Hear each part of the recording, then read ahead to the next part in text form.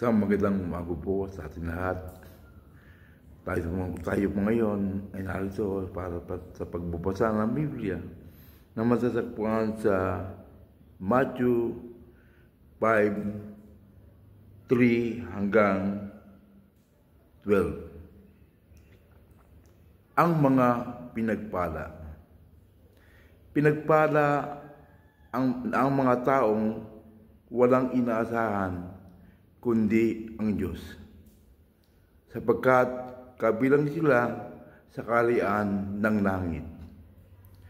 Pinagpala ang mga nagdadalamhati, sapagkat aliwin sila ng Diyos. Pinagpala ang mga mapagkumbaba, sapagkat mamanahin nila ang daigdig. Pinagpala ang mga may matinding halin na sumunod sa kalooban ng Diyos, sapagkat sila ibibigyan katiyahan ng Diyos. Pinagpala ang mga mabagin, sapagkat kaabagan sila ng Diyos. Pinagpala ang may malinis na puso, sapagkat makikita nila ang Diyos.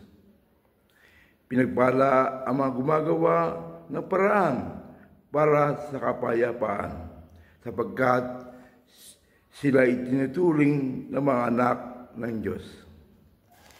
Pinagpala ang mga inuusig ng dahil sa kanilang pagsunod sa kalooban ng Diyos, sapagkat kabilang sila sa kaharian ng langit.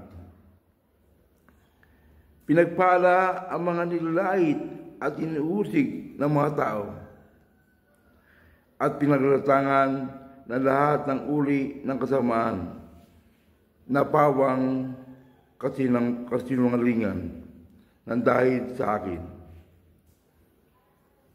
Magsaya kayo at magalak, sapagkat malaki ang inyong gantimpala sa langit.